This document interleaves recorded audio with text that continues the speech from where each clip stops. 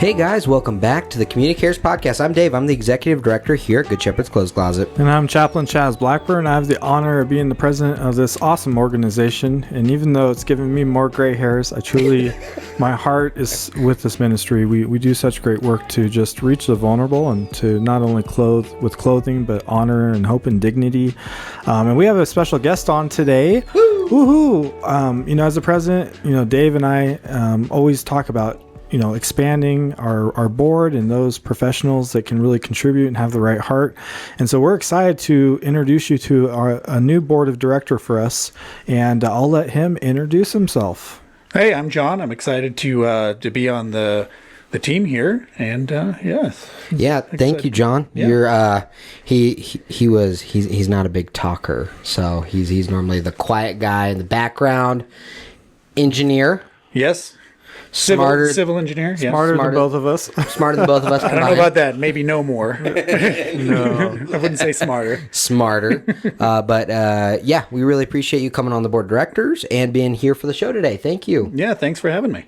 It's definitely fun to be able to get new people a part of what we're doing, expanding our thought processes, expanding how it looks as an organization is how we're going to keep moving forwards. I really do believe that.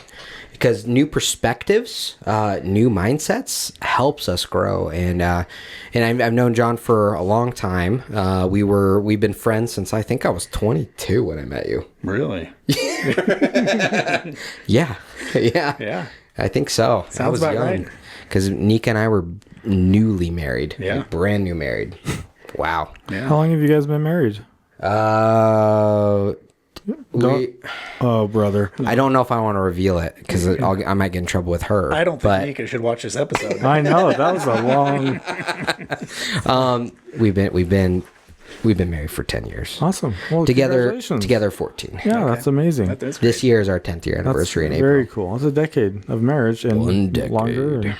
Hey, and also I wanted to add on to what you said about new perspective. As we reach these new levels as an organization and some of the expansion that we're doing, some really exciting things like we've shared with you guys with the mobile micro closet, emergency response, and all these exciting things, it is important to have new professionals that are able to add to that strategic planning and to be able to give that fresh perspective. And so I really believe people like you are going to help us reach that next level. So thank you. I'm not sure if you understood what the work cut out for you is, but just kidding. No.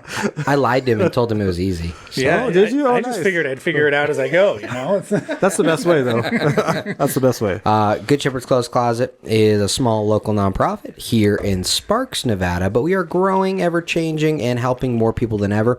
Last year, we helped a lot of people, and we gave away, we estimate, $1.4 million worth of clothing. And that's at thrift store cost, so like $5 a piece of clothing, which is 280,000 pieces of clothing. And it's actually more because the way we calculate it doesn't really include our micro closets and per person, the average. So it really is a tremendous amount of clothing free back to the community in need.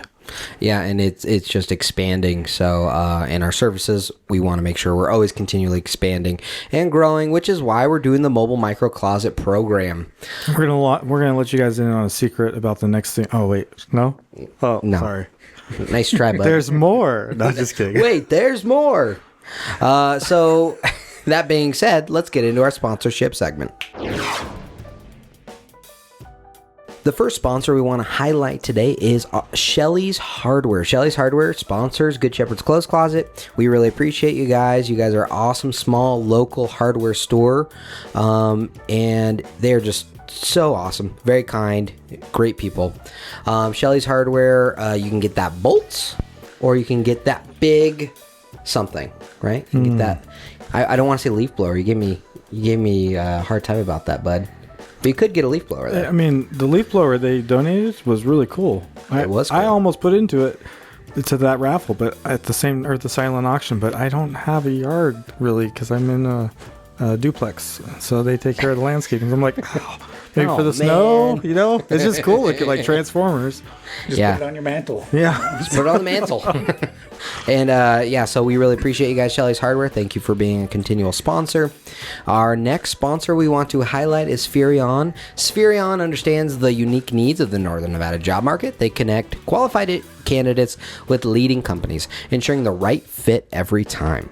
Whether you're in need of administrative support, light industrial staff, or professional hires, Spherion takes the stress out of staffing. Call or text Spherion today at 775-829-8367.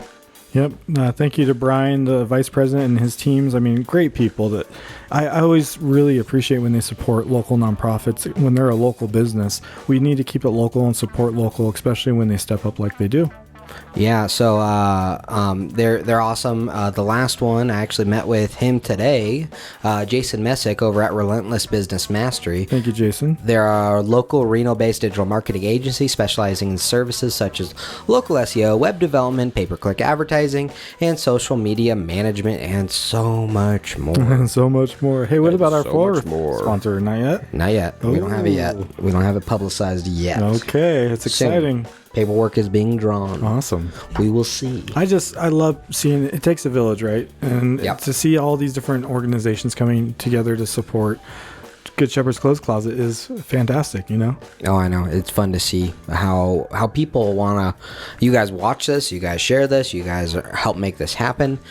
Without people, there is no Good Shepherd's Clothes Closet. That's reality. Mm-hmm.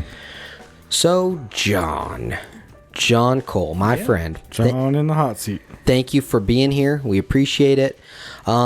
I sent you some questions. We don't have to go over those questions if you don't want to. We can instead just talk and hang out. That's fine too. Yeah, we can do some questions. We can do a few, not all of them. What's your political? No, just kidding. I'm just kidding, Oh my guys. gosh, no, dude. Oh my we don't do that. What are you doing? We actually strive to bring gone. people together, Right. actually, in collaboration and resources. So, Jon, can you share a bit about who you are and what brought you to this community? Yeah, so this particular community at Good Shepherd Clothes Closet? Or Yep. Okay, yeah, Dave brought me here. As Dave said earlier, that I've known him for a long time, and he has seen that I love the Lord, and that I try to live my life as close to what how Jesus would live. Yeah. I know that's hard sometimes, but I try my best. And yeah, I mean, Dave saw my potential, and he understands my work ethic a little bit, and he thought that I'd be a good fit for this team. And I am hoping that I can bring my skills and benefit Good Shepherd's Clothes Closet with them. Well, so It's like the Lord says, I mean, we all have different giftings, right? And so it takes a bunch of different individuals with special giftings, and you have a very unique set of giftings. Right. Kind of like the take it. I watched that with Lily just to scare her, to remind her how dangerous it is. And I have a special set of skills, and I will find you. special skills like wearing a pink shirt. This is maroon, or this is burgundy, sir. yeah. I'm gonna adjust Burgundy the with white. colors like now so it looks more. Hey, real pink. men can wear pink. Yeah. Whoa, I'm all good. I can flamingo. Let's go. On Wednesdays we wear pink. That's right. On Wednesdays. Yeah. There we go. There we go. If you wear pink, you can't sit with us. Like Mean Girls. Yeah. I know. I saw got it it. You years got ago. Give me a break. I don't like that movie. Nika always wants me to watch it, and I watched it a couple times, but I don't like it. It's sad how true some of it is. Like, I just reminded me why I hate high school. High school. What's that? Yeah, What's that? What is it? What's high school? it's the last school on the high The totem pole last school before college. before college. Not this guy did a lot of college. This guy knows more than both of us combined. I don't doubt it. I don't doubt He's an it. engineer, which one of the reasons I'm really excited to have you part of the team, Jon, is just your mindset and how you can look at a situation with that engineering mindset, right? Sure. And so I think definitely in the board meetings and in talking through some of the situations we find ourselves in, having an outside perspective like you who can put those puzzle pieces together. Because engineering, a lot of times, civil engineering, I mean, you're having to figure out how things could work. Sure. And creating those. Yeah, there's a lot of looking outside the box, like looking at things in a different perspective. I was listening to another podcast, not to, the other day I subscribed to a Diary of a CEO. Okay. And he has some pretty good stuff on there. And he was talking the other day about back in World War II, how they'd get the planes back and they'd see all the bullet holes in the planes, right? Yeah. And then so all the engineers were looking at it, saying, hey, what do we need to do? Let's look at these bullet holes and analyze these sections and why they're getting shot at here. Wow. Well, one guy says, I think we need to flip it over. We need to look at where the bullet holes are not, because those are planes that did not come home. That's smart. Yeah. And so I've been thinking about that lately, and it's like, we need to look at things in not the obvious way. Yes. And that's kind of something that I'm hoping to bring I love that. here is, look at ways from a different perspective. Right. Look at things from a different perspective. And when are we starting the blueprints for the new building? No. Actually, one of the things I love about what we're doing at Good Shepherd's Clothes Closet is it's not constrained to a building necessarily. Yes. Now, there are pieces, of course, like the podcast studio. We do need the warehouse space, and then we have the storefront in the front, and that is the legacy piece for sure. Is that storefront that we have? But the reality Dave's is being very careful because he knows I love the legacy piece. but the reality is the moves we've made Yeah. with the micro closets and the mobile micro closet that we're going to be doing, it really is outside the box. It is. Right? And what we're doing is we're not paying for space at Eddie House. We're not paying for space at Bristlecone. We're not paying for space at the Cares campus. We're not doing any of that. What we're doing is we're partnering, filling one of their needs. And because we're filling one of their needs, they say, yeah, you have space here. Well, and that fits one of our pillars of our mission, so to speak, and tagline, which is meet people where they're at. And that's literally meeting people where they're at, maybe when they can't make it to us. And I love that. 100% meeting people where they're at. And that is so important. And I think Jesus calls us to do that, to be frank. Yep.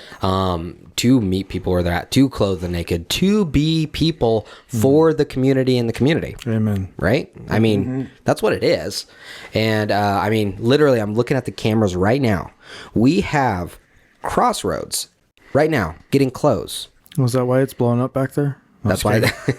No, they're amazing. I get dumbfounded sometimes when I walk back there and I get to meet new people. And I just met 2 students the other day, and I was like, "Who are these individuals? These volunteers?" And you told me they're from the TMCC program, and then you have people like Crossroads and Project 150, right? And sometimes comes here, and there's a whole bunch of them, and that's what it takes. Yep, it really takes a village, and collaboration is so important. So the Crossroads thing, this is actually a closed donation day, and we wouldn't do this with everyone, but we do this with some people where we're trying to fill the specific need. So one of the people at Crossroads came on one of our open days here at Good Shepherd's Clothes Closet. And she brought a bunch of men. I think she brought like 20, 25 men. And I'm like, wow, this is not good. This will overwhelm our volunteers and make it a really bad day for them. I know it will. And so I took them. I was like, hey, is there any way we could, on one of our closed days, you guys came in and did a special shopping trip? And she said, yeah, that'd be great. Let's do that. Awesome. And so we do a special shopping day just for them on one of our closed days. So then it doesn't overwhelm our volunteers and they're getting what they need. Then fast forward a little bit. She noticed, one of the head, the counselor that's bringing them, she noticed that we had a bunch of clothes in the back. She's like, you guys have a lot of clothes. That's a problem. It needs to be sorted, right? And I'm like, yeah, it does. And so what we did was 1 week they came in and sorted, and 1 week that's awesome. they come and shop. And that's purpose too. We have to have purpose, pain into purpose, right? And that's a way for them to give back, and it just is the circle of giving. That's awesome. The circle of life. Uh-oh, we can't sing too much. We'll get copyrighted. Oh yeah. Way to go, Chaz. I'll sing. They can't recognize when I'm speaking. Circle. They're like, that's definitely not the song. Definitely not that one. It's funny. But yeah, back to Jon, our guest. What first stirred your interest in getting more involved in helping others? Because that's what we're doing here. I think that I've always been wanting to help others. not that I have a problem saying no, but if people ask me to do something, I'm going to do it for them. I mean, they're good. You know, if I have the ability and the capacity to be able to help somebody, I will.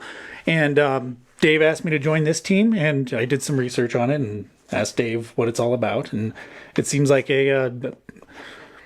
for lack of a better term, a good waste of my time. Right. There's Good use of my time. Way worse ways to waste your time. Yeah. Exactly. Yeah. Absolutely. You know, where I could be home playing video games or something like that. But this is a much better way of utilizing that time. Yeah. And this matters. I mean, it changes people's lives. Yeah. Small acts of kindness. I mean, helping people versus just helping myself is definitely a better use of my time. 100%. And that's what we're all about, is helping people, putting ourselves.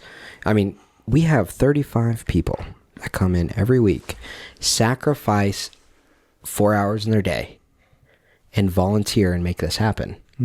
Like, they are sacrificing. And being on the board is a sacrifice as well, because you're right. There's that piece of, oh, I could be playing video games. But instead, you choose, actually, I want to use some of that time that God gave me to be able to give back and help people in need. And so I really appreciate you being here. I really do. And I think you're going to make a great addition to the team. When you look around the community, what needs stand out most to you when you're driving and when you see people in the community? Oh boy, I think that that's a tough one. Yeah, no, it is. I mean, the needs that I see is it's hard. It's hard when you're busy and you got young kids, and you tend to be a little myopic on doing what you're doing instead of looking at others and seeing what they need. Yeah. So, I think that a lot of people now, especially in the last couple of years, are struggling financially. I mean, not to get political, but inflation and everything has been pretty big the last few years. I think it's safe to say, no matter what walk of life someone is, there's a lot of people hurting right now. Yeah, I mean, that's the reality. Yeah, and a lot of people are afraid to ask for help. Yes. So it's a matter of, I'd like to try to take that first step and say, how do you need help? I mean, it's tough. You don't want to walk up to somebody in the middle of the street and say, how do you need help? But, so, I mean, but, I'd like to, I can help where I can. That's great. And that's what we're doing. And I mean, Jon really does have a heart for the community. He cares about people, and it's true. I've seen you help people, and that's what it's about, is being able to meet people's needs. And clothing is such a basic need for people. It really is. There are a lot of people that just throw away clothing. They just do. Yeah. We estimate that clothing wise,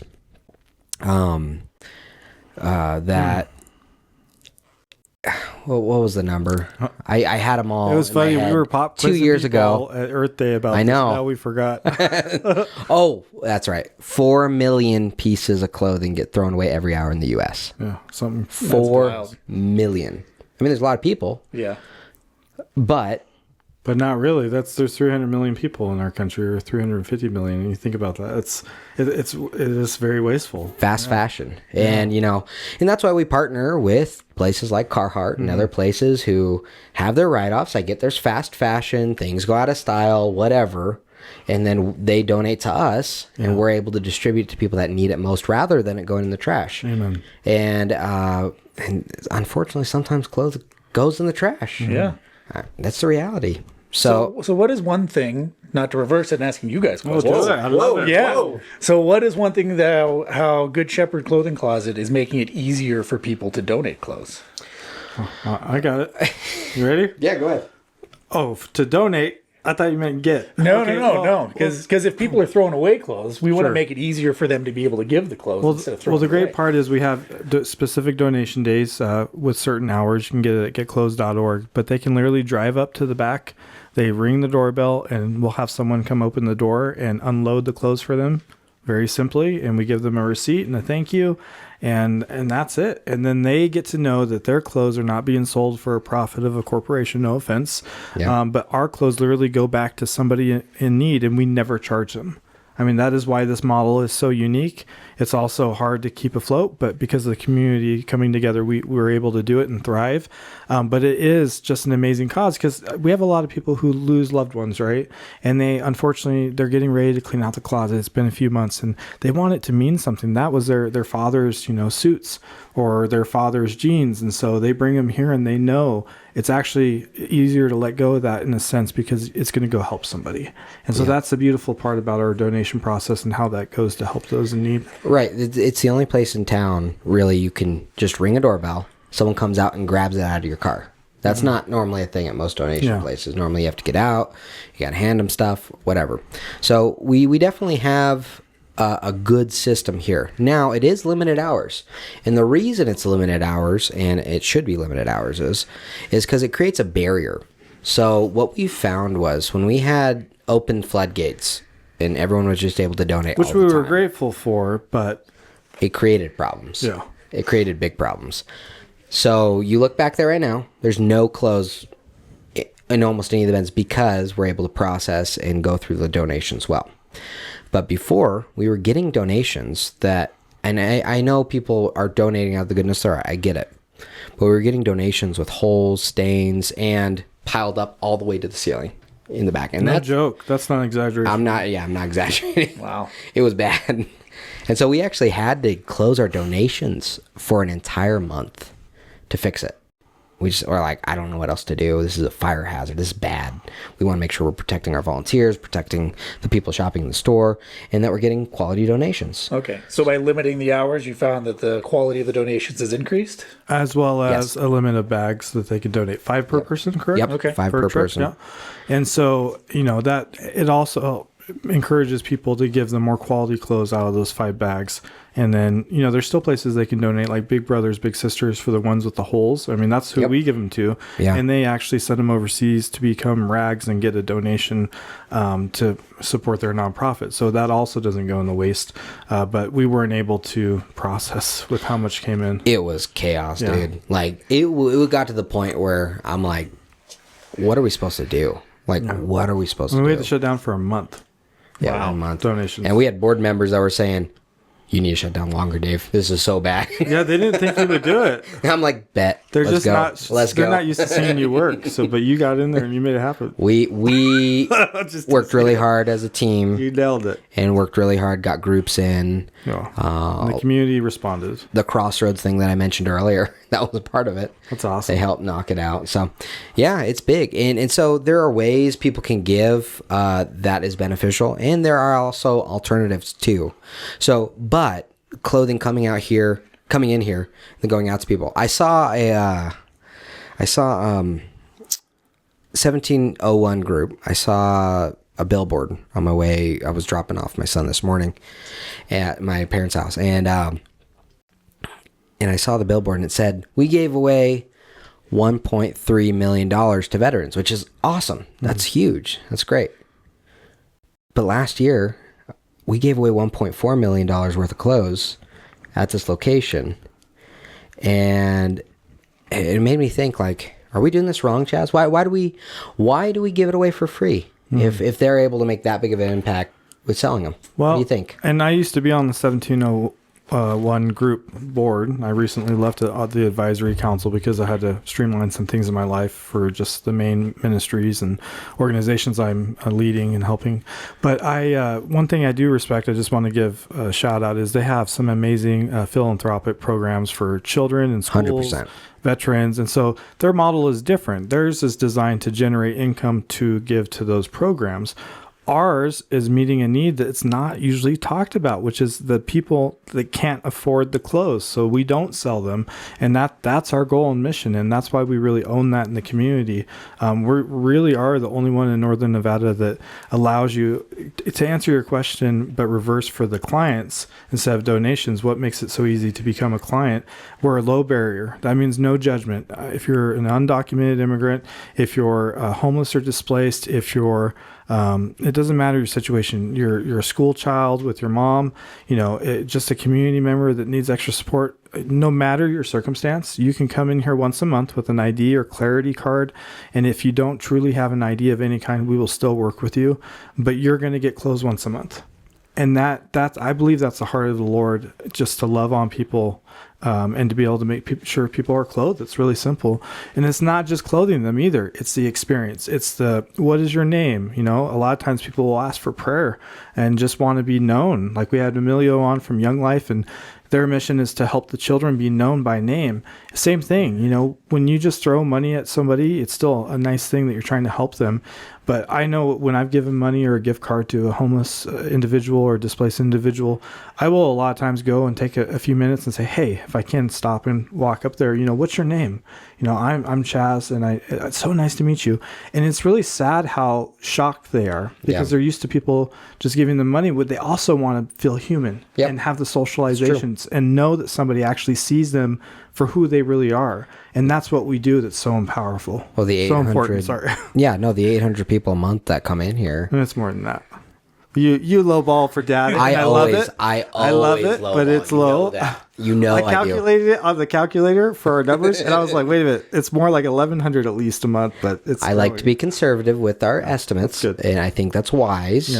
Because I've had donors be like, "Prove it." I'm like, "Okay, we'll prove it," and then I show them the numbers, and they're like, "Oh my gosh," which is great. I'd rather go that direction. Absolutely. Because we have one staff member and one very, very, very part-time stock crew manager and a board of directors and 35 volunteers. That's what we have. And all the board of directors are volunteers as well. Yeah. Absolutely. Wait, what? No, I'm joking. John's like, what? You'll get your t-shirt soon.